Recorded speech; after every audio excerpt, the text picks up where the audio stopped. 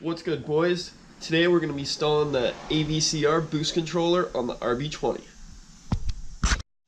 Okay, so when I got the car, it had the AVCR already installed, but nothing was hooked up and it was actually missing the wiring harness.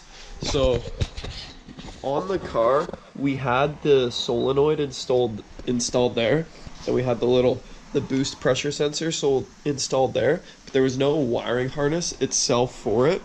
So I ordered the harness a couple weeks ago off Amazon, brand new. Just came in and got antsy, so I did install the harness part. So I took the hose right off of the wastegate, put it to the inlet side of the boost controller, and then from the outlet side went to the wastegate. Then I literally just took the harness, ran it along the brake lines, ran the other one back here, and then into the car. Alright, so I'm going to be installing this on the RB20, and all you're pretty much going to need is the wiring diagram for the ECU and the wiring diagram for the Apexi Avcr, which you can find online. So I'll show you what I found.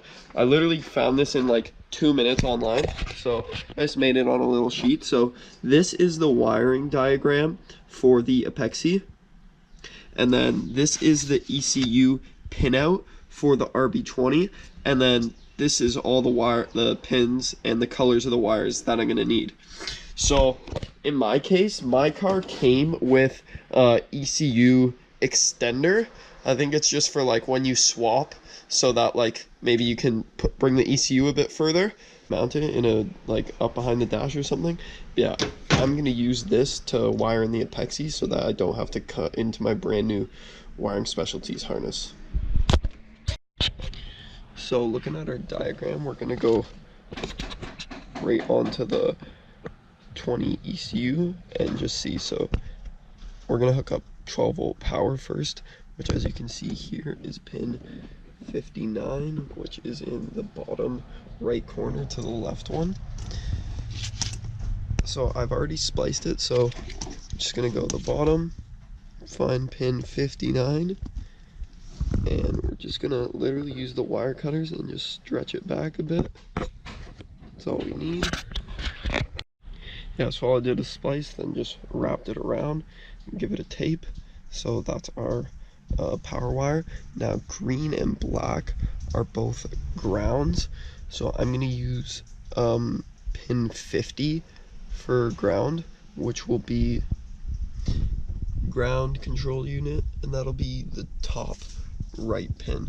So I'm just gonna twist black and green together and hook it up to that pin. So now that we got power and ground, we're gonna go to the gray wire, which is the throttle signal. So if you see here, pin 38 is throttle opening output. So now if you look up here, 38 is gonna be this little divider, is gonna be 3 to the left. Okay, so now that we got the throttle signal wire in, we're gonna do the purple wire, which is the RPM signal. So RPM signal is gonna be pin number 7, so tacho signal speed, and then it's gonna be in the second division, top right corner, 4 to the left.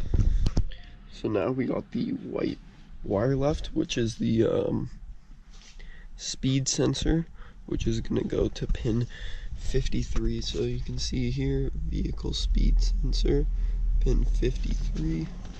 It's going to be the 4th division, bottom left, and then 3 over right there at 53.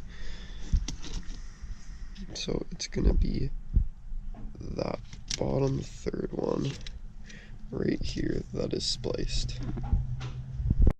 Okay, so the computer wiring is a little messy right now, but I'm gonna tuck that all up under the dash later. So now this is plugged in and turned on. So I'm gonna put the key in the ignition, and this should fire it up.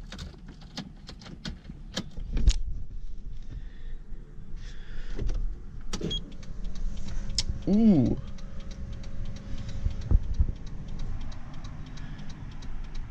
Hey, that actually is sick. Okay. It's showing me engine rev. So I think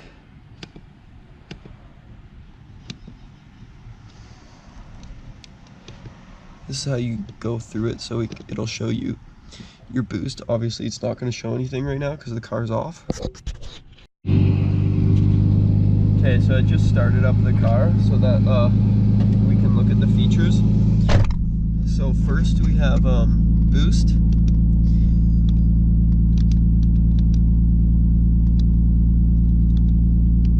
Then it's going to show engine RPM. It's a cold start. It'll show you speed, throttle position. So right now it says it's at 100% closed. That could be wrong.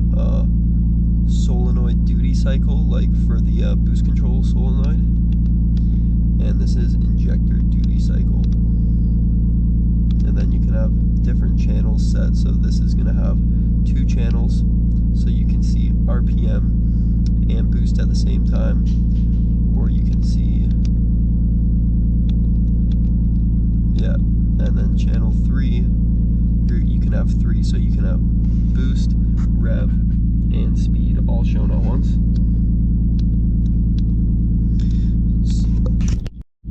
So this is where it gets fun. So we're gonna go into the settings. So there's setting off, which is just wastegate pressure. Then setting A is gonna be your low boost, and B is gonna be your high boost setting. So you can have 2 different settings. So I'm just gonna go setting A. So this is what it was set to. This is the boost for your controller. So 0.4, I know that 1 kilogram per square inch is about 14.2 psi. So I want the car at around 14 psi. So I'm gonna set it at 9.95. Now I'm gonna have to drive it to see how the boost comes on, and if it's above about 14, which is what that should be, then I'll lower the duty cycle. But if it's below, then you turn the duty cycle up, and that should increase the boost pressure. Yo, this thing is so sick. So you literally can go have your 3 on there. That just turns the illuminator off. You hit next, and it literally shows you a graph. So if I just blip the throttle,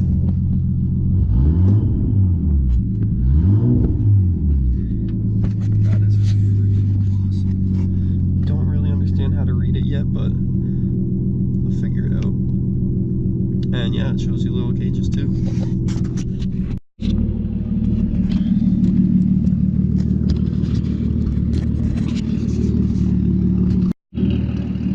Okay, so this is that RB growl though.